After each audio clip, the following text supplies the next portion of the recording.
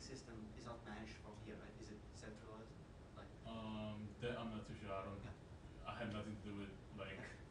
This gentleman is from the other part of the world. He needs to. Gotcha. Yeah. To be honest, I don't know anything about it except for these two. That's all we know. Oh. You know what? We need some nice chai. We need some nice chai. After the chai, then you have to go and piss. That's another thing. Yeah. Fine. Not good.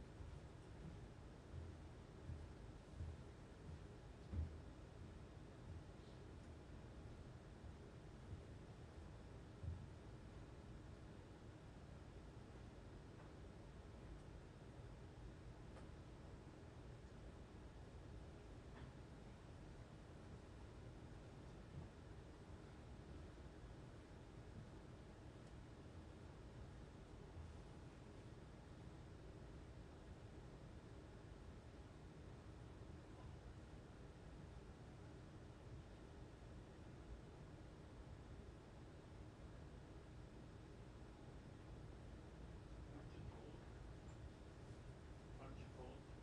Cold? Yeah, sweater and jacket on, it's freezing.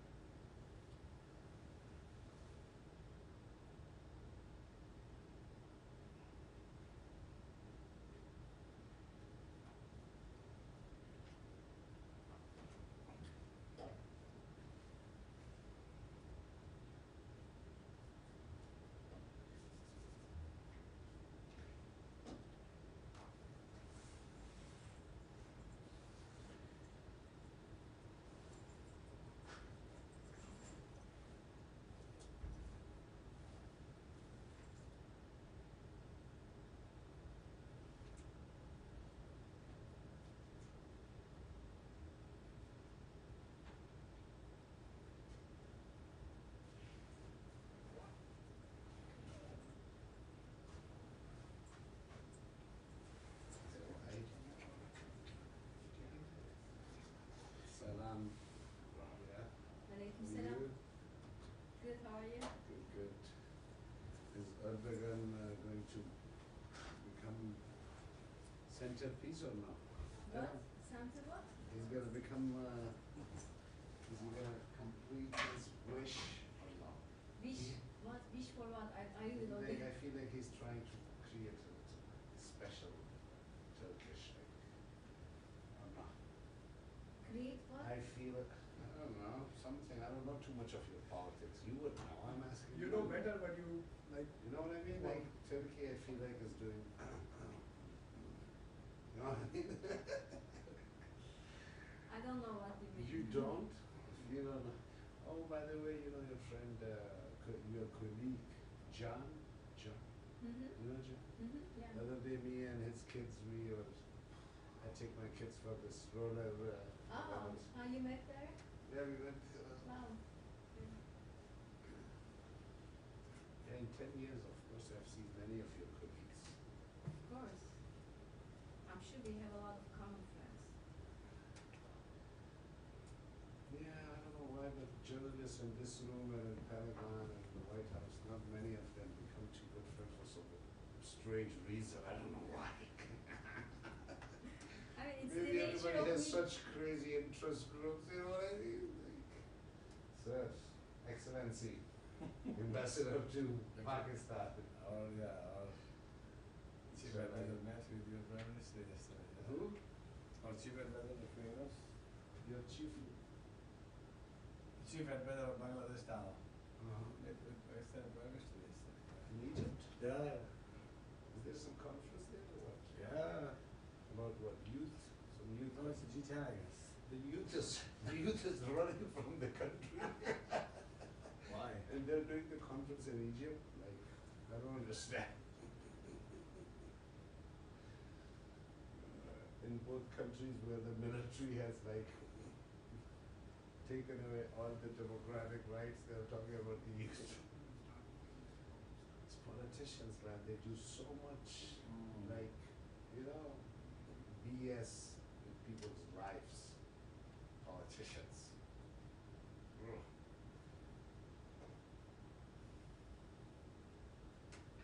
Era mora che cassanda e ci muore la reform come la mahapa per il la mare.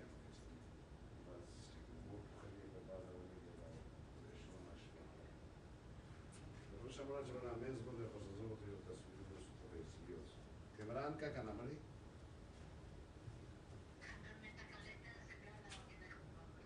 हमारा चौक दे में बस ज़रूरत है ऊपर आगे बोलने हैं अच्छे तरह से नहीं दम तरीके.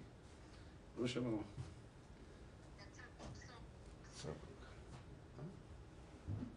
Solo Canada Samasha.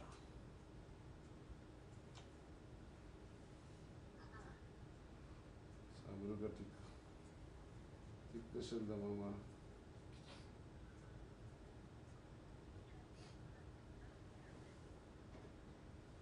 Canada Samasha manega. Signal böyle tik. What did we say?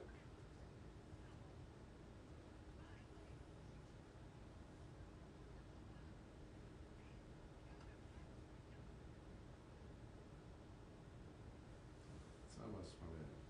Bande dışta.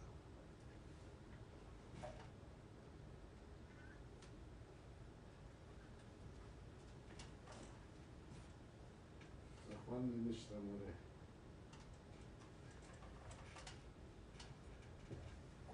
Kurat bir kufani bu hale.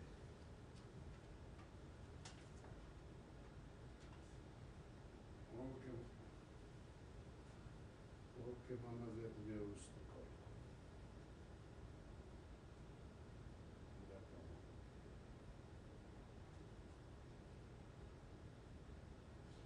There's a restaurant here in BC that has a beautiful name. It's called Call Your Mother. You guys eat it? Call your mother? Call Your Mother. The name of the restaurant. That's a good name. Good name, no? Wow, is Indian or Pakistani or what kind of restaurant? Asian? What kind of restaurant? Oh no, just American food, mix and match. Nothing like fish curry.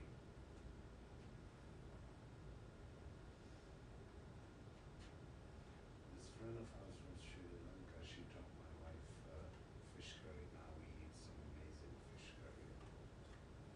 Me and my kids, we all love it.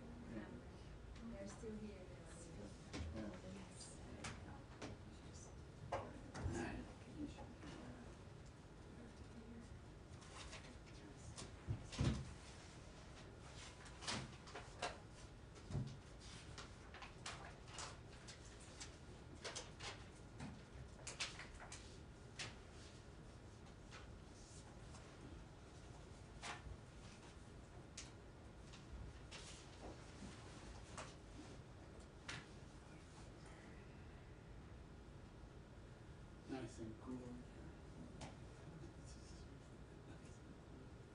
Holy.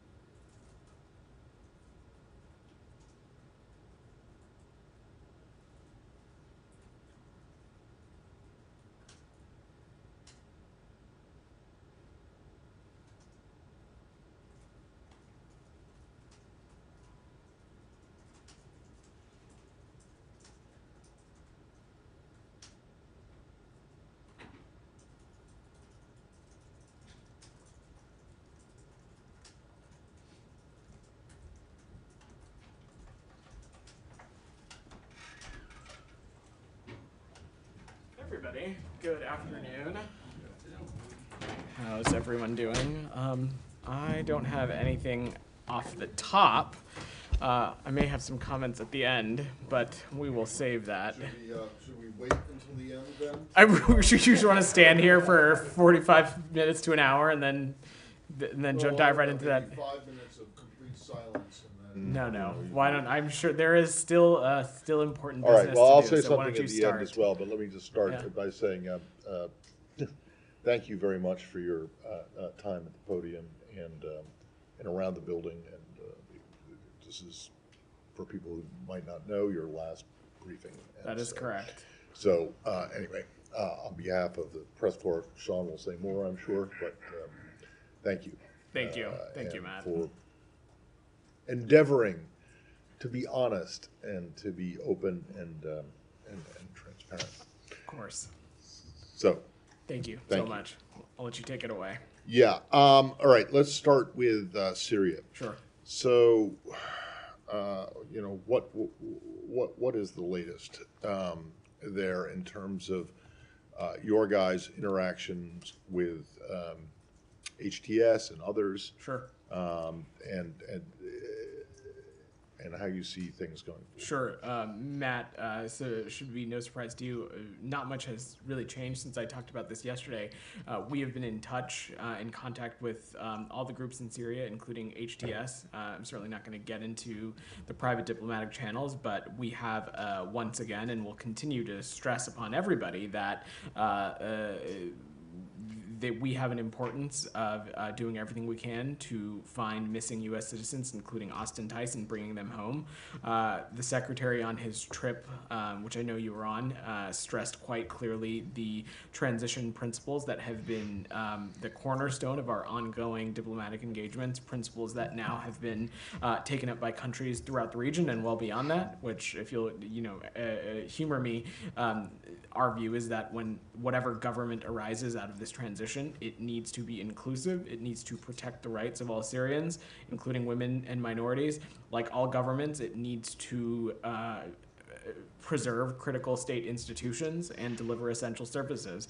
And perhaps most importantly, we want to see a Syria that does not pose a threat to its neighbors or the regions, or Syrians or Syria being a place that's going to serve as a base for terrorism or allying with groups like ISIS. Also, Syria is a member to the Chemical Weapons Convention and has an obligation to ensure that any chemical weapons are secured and destroyed.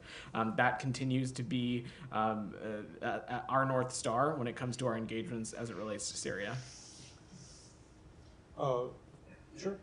Sean. Sure. Well, we can save all the comments for the end. But echoing Matt, thank you for being accessible. I know sometimes the questions are not always comfortable. Sometimes they're comfortable, but thanks for being accessible. Thanks for actually having the briefings, which hasn't always been the case. Of course. To continue on Syria, could you say a little bit about the situation in the north? The diplomacy on getting a ceasefire or getting truces with the pro-Turkish fighters. So talked a little bit about this yesterday. Our assessment continues to be that the ceasefire in Manbij has been extended, and that is holding, and we're closely monitoring the situation around Kobani. As we talked about yesterday, Sean, that situation continues to be fluid, but we have not drawn the conclusion that we are seeing large-scale fighting. I'm not going to get into some of these private discussions, but we're working very hard to avoid an escalation in the north, and that would certainly be of concern to us because it would limit the ability of our local partners, the SDF, to continue to carry out our shared de-ISIS mission, which has been a top U.S. policy priority in Syria. We'll continue to pay close attention to this, but beyond that, we support the immediate de-escalation and cessation of violence in all parts of Syria, and it's our view that this is the time to increase stability. Sure. I know you said you don't want to get into the details of the negotiations, but I mean, Turkey has publicly said that they want the Kurdish fighters to disarm, and that's sort of a red line for them before going in. Is that something that the U.S. agrees with? What's your conversation? So I'm not gonna get into some of these private diplomatic conversations, Sean. Our focus is on promoting a Syrian-led political process while also ensuring a top priority for us, which is maintaining the enduring defeat of ISIS and terrorism that's been originating in Syria. Given that we know ISIS exploits instability, it's incumbent on all countries with influence on the ground, including, of course, Turkey, to promote stability, dialogue, and restraint. And ultimately, at the end of the day, Sean, we support Syria's territorial integrity. I'll let others continue. Jenny, go ahead. Staying on Syria, Vinod, where is Roger Carstens? Is he still in Amman? I don't have any specific updates to offer as it relates to Roger. What I can say as it relates to our efforts to locate or ascertain more information on missing American citizens, including, of course, Austin Tice, that is a top priority for us in the region. It is something that we're continuing to engage on around the clock. We are working with counterparts in the region. We are working with interlocutors and making it very clear that this is a key priority for the United States. I don't have any additional specifics on that line of effort to offer for obvious reasons, which I'm sure you can understand, but this is something that it will remain remain a focus for us. And does this department have any comment on Vladimir Putin saying he would ask about Tice's whereabouts after Deborah Tice requested his assistance?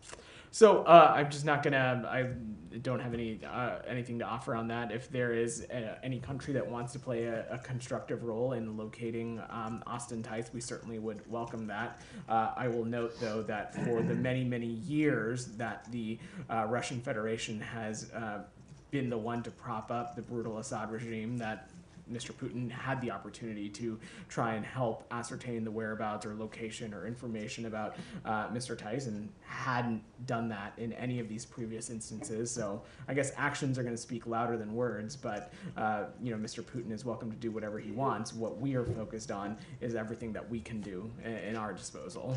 And then I have some on Gaza. Well, sorry, could you just Yeah. go back on Roger? Yeah. Carson's? So you said you don't have anything specific to say. So is he missing too? He is not missing. I don't have anything to offer. So where is he? He continues to be in the region, working on this very important issue. All right, Matt. so he's not back in D.C. Correct. He's still That out is in the Middle East. Correct. He is in the region. I don't have any other updates to offer. Russian leader Vladimir Putin and Yeah. Austin Tice. Has there ever been any effort from this building to communicate with Russia to try to ascertain Tice's location? Because obviously the hostage discussion channels with Russia have been fruitful in the past. I'm certainly I wouldn't be able to get into something of that level of specificity, Shannon. It has been no secret for many years now that a priority for us in the Middle East region has been locating and determining information about the whereabouts of Austin Tice. The Russian Federation has known that. Every country in the region has known that. And we have indicated that to just about everybody that this is a key regional focus of ours, and it's ultimately one of our main priorities, the safety and security of the American people. No country on the planet needs an invitation to help us in that work if they feel a responsibility that they have information that can help safely get American citizens home. No one needs an invitation, and I will just echo what I said to Jenny again, is that for years and years, the Russian Federation has been one of the main pillars that has propped up the brutal Assad regime. They certainly were not useful interlocutors when it came to Austin Tice in that regards then.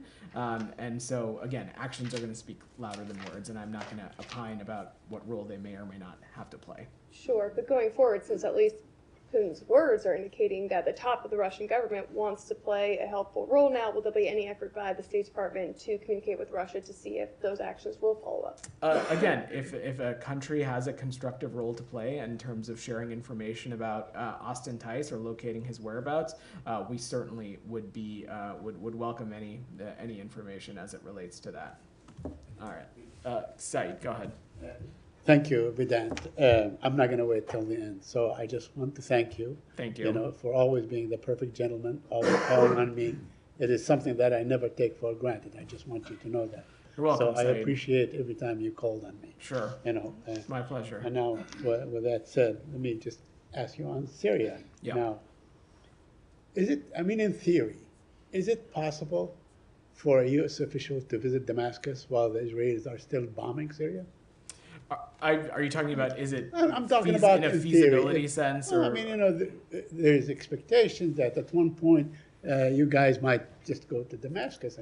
Whether to look at, the whereabouts of Tice or something else. Is it possible, I'm just asking in theory, is it possible to go to Damascus, to go to Syria, while the Israelis are bombing Syria with American weapons? Said, I'm going to refrain from getting into the theoretical and hypothetical and what's feasible versus not. So let me just say that as it relates to government officials and their travel to Syria, U.S. government officials specifically, I don't have anything to announce at this time. We're continuing to assess the situation and consider when it might be appropriate for us to send personnel into Syria beyond our previously discussed concentrated presence in the Northeast. Yeah, but it would be, natural to expect that you would call on the Israelis to cease and desist while U.S. officials are there, right? In any corner of the world, we of course take the safety and security of our diplomats doing just about anything that is tantamount to us. I certainly appreciate the point that you may be trying to make.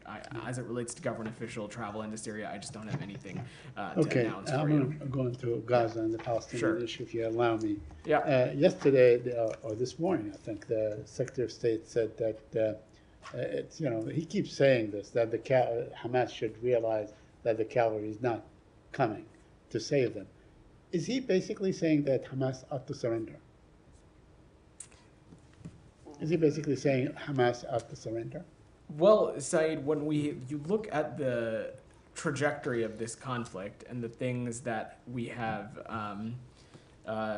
we've been working so tirelessly on, of course, what is required here for this conflict to end is an agreement between two parties, of course, Israel and Hamas, and we have seen time and time again Hamas's unwillingness to engage in good faith, its unwillingness to accept deals that have been on the table.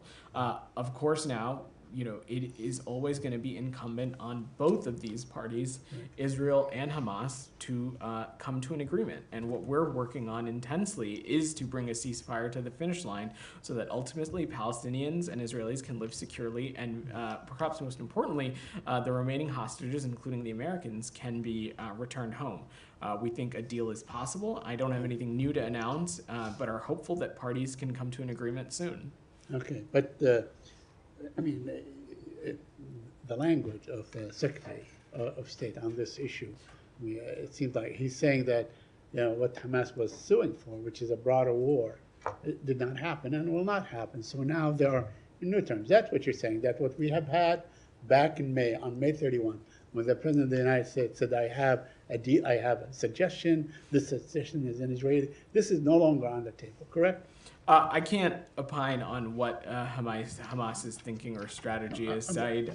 More on your thinking, not Hamas's. Our thinking is that we think a deal is possible, and we're working intensely to bring that ceasefire across a finish line. But absolutely, the Secretary is correct, and I would echo what he had said. Hamas, and through malign actors like Iran, it was very clear that perhaps a possible end goal here was a broader regional conflict. Out of much great work on behalf of the United States and its allies and partners, that has largely been avoided, and that is what the Secretary was alluding to. Let me a couple of other questions, if you and my colleagues indulge me.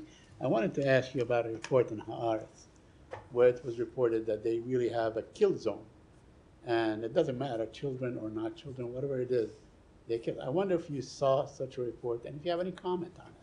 I've not seen that specific reporting site, so I'm not sure what you're referring to specifically. Well, it's a report in Haaretz about the Nitzarine crossing, and they basically have established a kill zone, and anyone that comes close to that kill zone is shot dead. There are kids, time and time again, that were shot. If this is the case, is this a war crime? So, Saeed, I'm just not familiar with this policy, and we have stressed, again, that for Israel, every civilian casualty is a tragedy, and that they not only need to comply with IHL, they need to take every possible step to prevent civilian harm.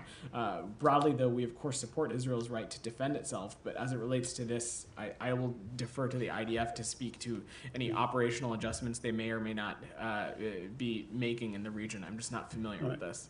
Okay, and finally, I want to ask you about aid. It seems that 1/3 of the aid required has entered Gaza since the beginning of December. Do you have any comment on that? Because I know that you guys were, pushing for more aid. There was that famous letter and so on. So where are we with aid now? These are conversations we continue to have with counterparts in the region, including with our Israeli partners. We're stressing that every possible measure needs to be taken to open more border crossings, do everything we can to open more commercial corridors, and really take additional steps to bolster the humanitarian flow into Gaza. I believe it was a number of weeks ago I talked about some of the steps that have been taken by the IDF and COGAD and others to help be on the right track. We continue to think that is the case, but this is there is no silver bullet here, and we're going to continue to pursue this at all angles. Yeah, go ahead. Yeah, sure. Just Human Rights Watch. Yeah. I know you commented when Amnesty released a report, but Human Rights Watch released a report accusing Israel of genocide. I believe also today Doctors Without Borders had a report that's accusing Israel of ethnic cleansing. I'm not in suspense about what your response is going to be, but what does the U.S. feel about this? Do you think that there's something to it, something worth checking out? How do you feel about their conclusions? So first, why don't we break those into two questions, Sean? First, I will defer to Doctors Without Borders to speak to the details of their report. What I can say is that even within their report, they make pretty clear that they don't have the legal authority to determine intentionality, and I certainly don't have an assessment from the U.S. government to offer today as it relates to ethnic cleansing. But we continue to appreciate the important role that's played by civil society organizations, including Doctors Without Borders, and we're deeply concerned about the scale of civilian harm in this conflict, and we're continuing to emphasize that the parties need to comply with IHL. But most importantly, it is because of the circumstances and the crises that we're seeing that we are working so tirelessly on an agreement to stop the war and bring all the hostages home, and ultimately improve the humanitarian situation and get us on a path to an enduring resolution to the conflict in Gaza. That's what we are squarely focused on. On Human Rights Watch, separately, it should come as no surprise that we disagree with the conclusions in this particular report. Certainly appreciate the role that groups like Human Rights Watch have played over the course of this conflict, but also other conflicts around the world. We disagree with the conclusions, and we have not concurred with past findings regarding genocide, and we do not now, and we do not believe that term applies here. Now, if you all remember, when it came to the National Security Memorandum Report, NSM 20, as some of you like to call it, we previously had said that it's reasonable to assess that the IDF in certain instances didn't meet its IHL obligations. But on something like genocide, that is just a conclusion that we disagree with. We've disagreed it when other entities have come to this conclusion, and do so here. But ultimately, again, I'll stress the same point that I said in the context of Doctors Without Borders, is that we're continuing to work towards an agreement to stop the war, bring all the hostages home, and put us on a path to a resolution to the conflict in Gaza. Just briefly, one thing specifically Human Rights Watch is saying to base this on is water access, saying that, I don't have it in front of me, but that a large number of civilians likely died because of lack of water access, and what they're saying is Israeli actions causing that. What's your assessment of that? I mean, is that a reason to... is that an equally concerning finding, and why does the U.S. not think that? So certainly we need to be doing everything we can to ensure that water access is strong, and that everybody who needs water in Gaza is able to get it. That is something that we have stressed when we've talked about the influx of humanitarian aid, of the need for products like water and food and shelter and medicines. But again, specifically, when it comes to a determination of something like genocide, the legal standard is just incredibly high. And so the finding in this scenario, we just disagree with. That does not take away from the fact that there is a dire humanitarian crisis in Gaza. And it doesn't take away from the fact that, of course, there are so many in Gaza who are struggling from water scarcity. And these are the kinds of things that we're continuing to press with partners in the region, including with Israel. This report is not a lone thing. Did not come out of the blue sky. I mean, 2 weeks ago, there was the Amnesty International report saying exactly the same thing. It's genocide. Other organizations said the same thing. So you will continue to dismiss this, but the facts on the ground speaks of genocide. Organizations not affiliated with the U.S. government have the right to draw any conclusion based on their analyses that they want to, and they can. And we certainly welcome the work that they do, but on the perspective of the U.S. government, we'll stress again, as I did stress in the scenario of Amnesty International, that this is not a conclusion that we agree with. Jenny, go ahead. How is the U.S. government making these conclusions, given you have no one on the ground in Gaza? Jenny, the point that I'm making is a broad one, that the legal standard for genocide is incredibly incredibly large. But you've also heard us say previously, and I just spoke about that in NSM 20, we made the conclusion that it was reasonable to assess that the IDF in certain instances didn't meet its IHL violations. But in the context of genocide, we just disagree with this conclusion. Our belief is that this is a legal standard that is incredibly high, and we get into conversations about things like intentionality or not, and our assessment is that that's just not been the case in this scenario. Other than the NSM-20 conclusion, have there been any other scenarios or incidents that you've been investigating that you've come to a final conclusion on that this was a human rights violation, for example? We've spent a lot of time up here, Jenny, talking about the deliberative processes. Sure, but has that deliberative process ended in any of the incidents you've been investigating? These are processes that are ongoing, and I don't have any other conclusions to share today. And then my last question related to this, there is another Foreign Service officer who resigned, he said, over inaction over Gaza, the fact that he said that his findings and reports to the department were largely ignored. Do you have any response? So I'm not familiar with the specific circumstance. I will just say that, you know, someone's decision to work here or not or stay employed, that's ultimately a very personal decision. I will say that from the president on down and the secretary, we welcome and encourage differing points of view, dissenting points of view.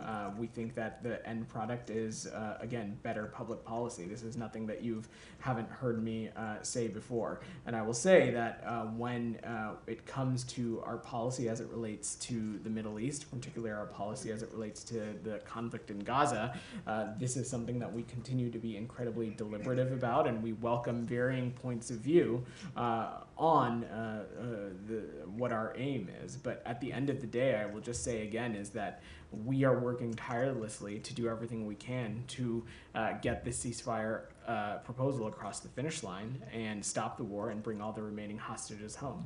Sorry, can I just... Yeah, go ahead.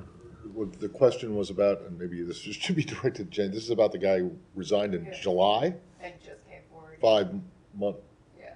More than almost 6 months ago. Was there a question? No, well, no, I just wanted to make sure I understood who it was. Got it. Janie, go ahead.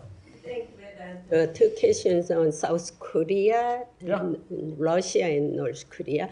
Deputy Secretary Campbell said he would hold high-level face-to-face diplomacy with South Korea's acting president, Han Duck-soo, within weeks.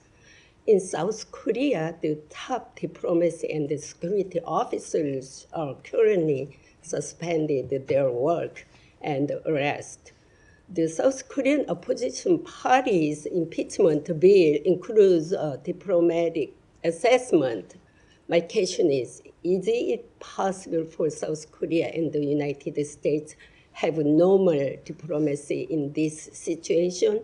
And do you think a diplomatic evaluation can be grounds for impeachment? So let me just make two broad points first, Jenny, that I want to be very clear about. First is that we strongly support the ironclad alliance that joins our two countries together, and that's done so much over the last few years, especially under the Biden administration. In recent years, the alliance has made enormous strides, and the United States looks forward to partnering with the ROK, achieving further progress. But if you recall, on the Secretary's trip, he said the most important thing as it relates to the current issues ongoing in South Korea is that the Republic of Korea has demonstrated its democratic resilience, and that's something we strongly support, and we strongly support the Korean people throughout this process. We've seen what's happening. We've seen it follow peacefully a process that is clearly laid out in the ROK Constitution, and we're continue to be ready to work with acting President Han and the ROK government. And we'll look forward to sharing engagements in the future should any get scheduled. Second question. President Putin has been called to the International Criminal Court as a war criminal who started the war in Ukraine. Should North Korea's Kim Jong-un, who is helping Putin in the war, also be referred to the international criminal court? I don't have a legal determination or an assessment to offer on that, Jenny. What I can say is that the DPRK continues to be a regime that represses human rights, and not only that, is a volatile regime that has contributed to much of the destability that we're seeing, not just in the region, but also encroaching in other areas like Europe as well. Thank you. Yeah, of course. Just briefly, South Korea said yesterday that it estimates that at least 100 North Koreans have died so far fighting on behalf of the Russians. Does the U.S. have any assessment it can share? So, thanks, Sean. Our assessment is that there have been several hundred casualties of DPRK soldiers in Ukraine. That's what we're seeing, but I'm not in a place to parse it more specifically for you than that. Casualties, of course, as a journalist, I know it could mean like wounded or killed, but you mean specifically North Korean casualties? Yes, okay. That is correct. And just briefly, Ambassador Thomas Greenfield yesterday was suggesting that Russia might formally conclude that accept North Korea as a nuclear weapons state. Is that something that you're tracking? Is that something that you think that if it could be imminent? Is that something that you're? Well, I don't have a timeline to prognosticate on, Sean, but should that come to fruition, should the Russian Federation make that declaration, it of course would be what we would view as another step in a long line of examples of the closening of relationships between these two countries, and it would be of great concern to us. Alex, go ahead. Thank you, but several hundred casualties all from Kursk operation? I don't have it. I'm not in a place to parse it more specifically than that. Thank you. Of course, I want to echo everything my colleagues said. Can't thank you enough for being always accessible, available, professional. I have so many adjectives to utter, but I'll wait for thanks, Alex. Depending on how you answer my questions on Georgia. Let's unpack a little bit the sanctions that you guys have announced. Sure.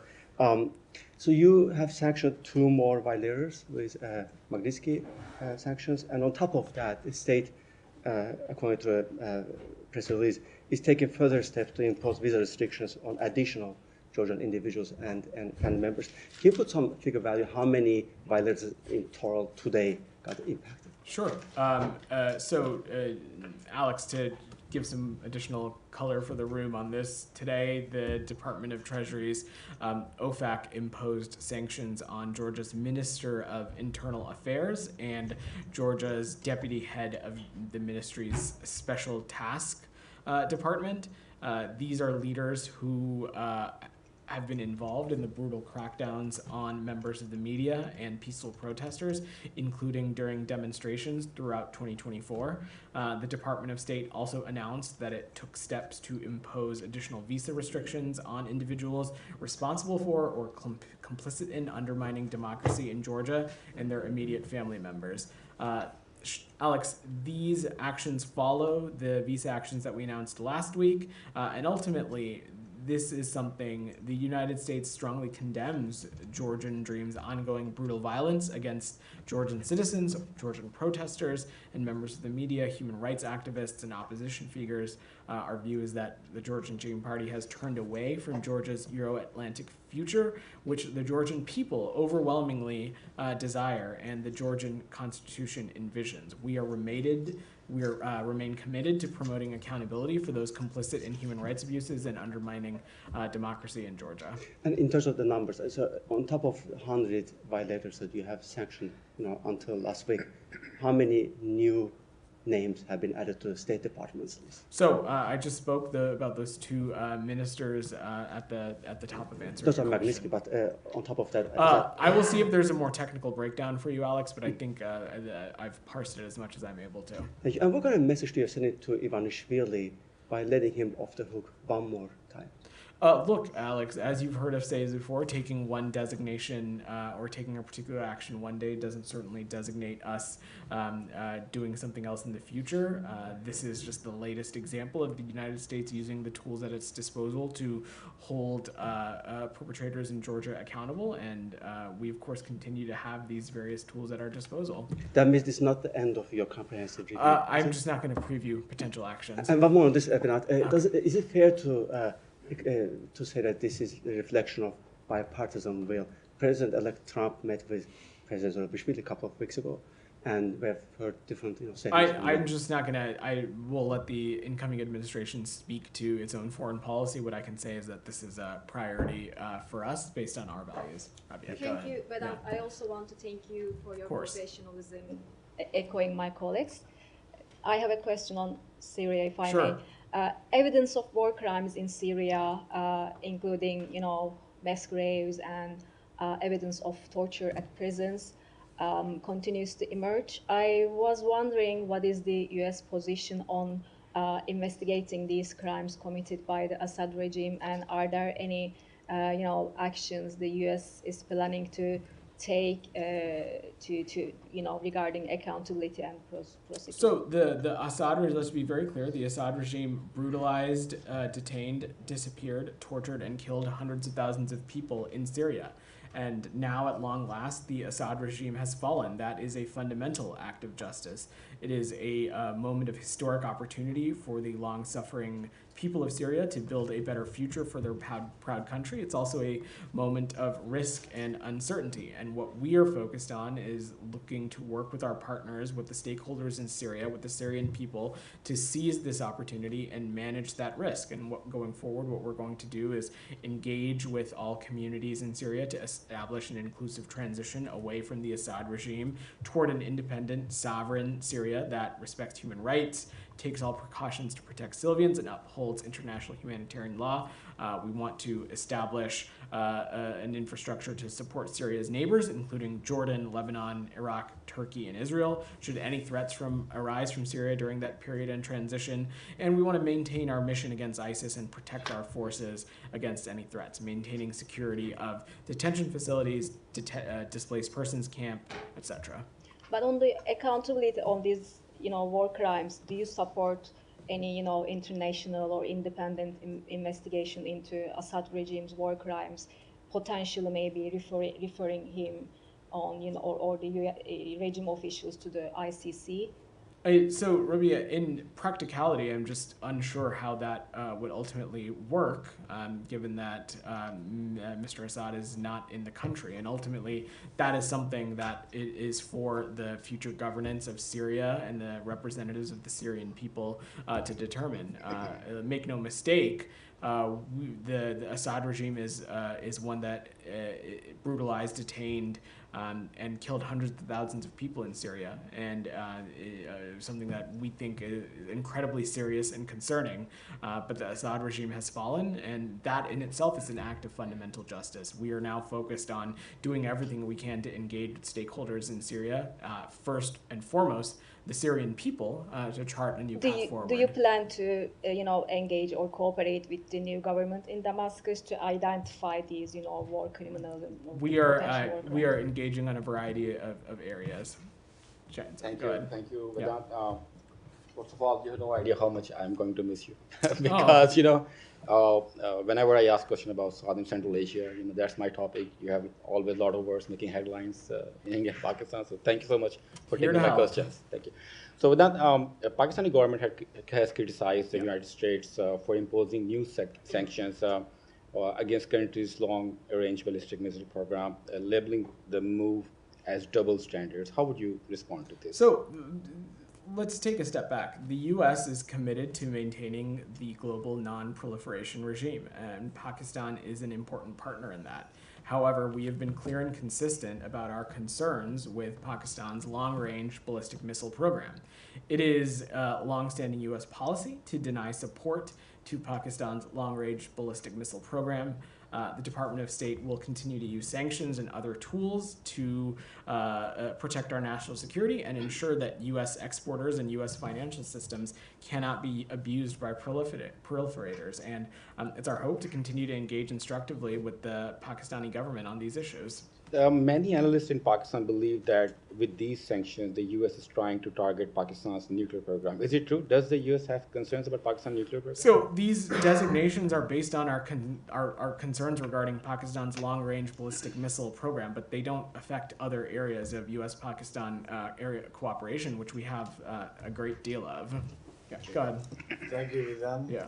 This is Sharaf Assistant from Weekly Bangladeshi and Millennium Television. The family members of military army officers have filed a complaint with the International Crime Tribunal against 57 people, including former Prime Minister of Bangladesh, Sheikh Hasina, in connection with the media killing in Dhaka's Pilkhana. The complaint was filed by family members by advocate Uday Shamir, filed yesterday, or today actually, this morning.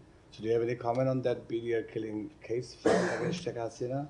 I've not seen that latest reporting, but I'm happy to check with the team and see if we can get anything for you. Sean, go ahead. Wanted to see if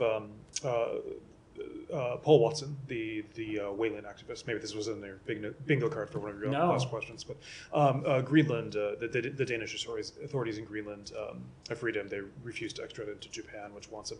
He's a U.S. citizen. Does the U.S. have any comment on this?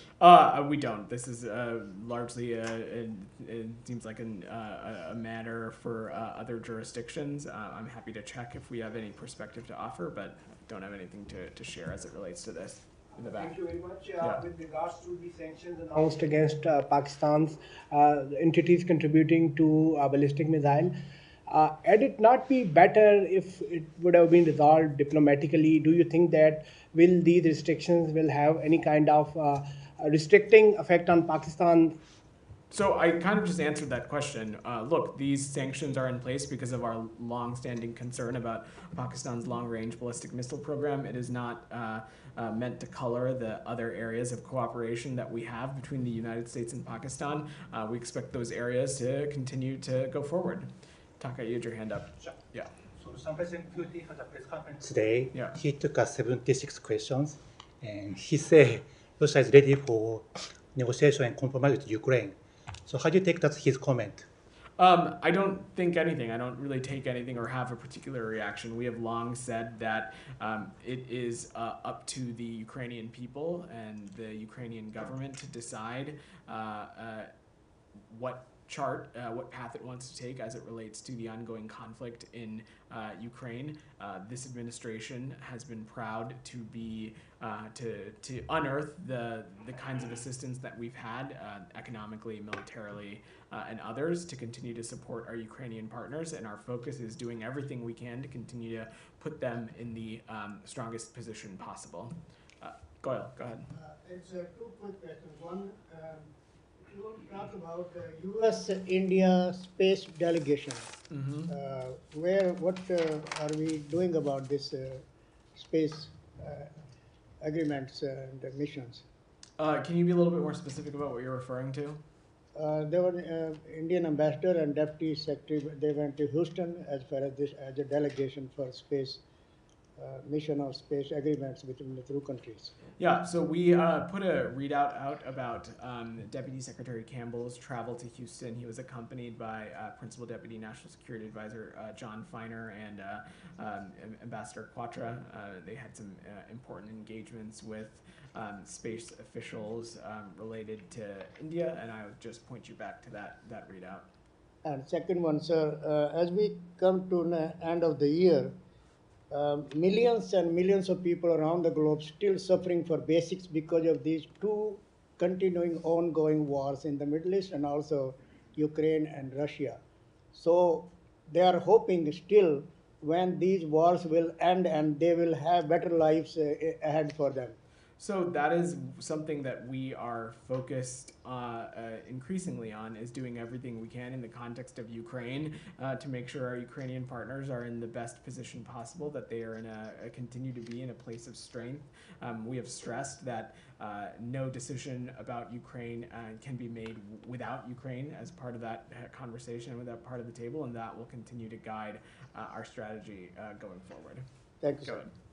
Yeah, you. Thank you very much. So Pakistan's Ministry of Foreign Affairs called double standard what you did with the missile sanctions. So I have a broad question. So you sanctioned whole Georgian Interior Ministry because of undermining democracy. Meanwhile, you sanctioned Pakistan ballistic missile program, but Pakistan called is necessary for strategic defense. So at the very moment, you have a big embassy in Pakistan and they have observations and they overlook November 26 incidents in Pakistan.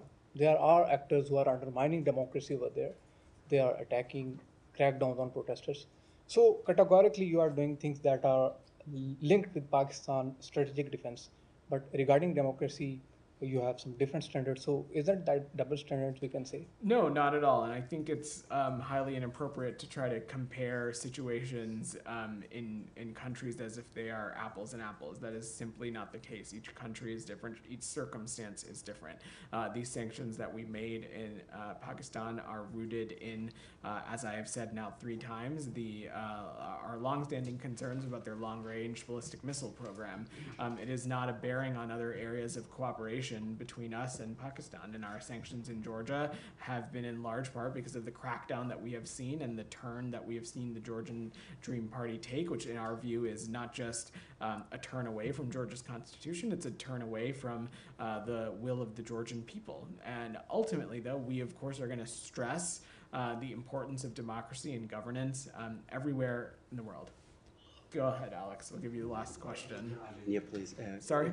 Azerbaijan, Armenia peace efforts. You guys have invested immensely into these peace efforts. You told me a number of times from the podium that this is the topic the secretary personally was interested in. How frustrated are you that your efforts not panned out? You know, Alex, we try not to focus on frustrations and just continuing to do the work. Secretary Blinken has long said on a lot of areas that it's the so many days of just hard work until something comes to fruition. I probably really butchered that quote, so you'll forgive me. But this continues to be an area of vital importance to this administration and to this secretary, and we'll continue to work at it till our last day in office. Okay. Yeah.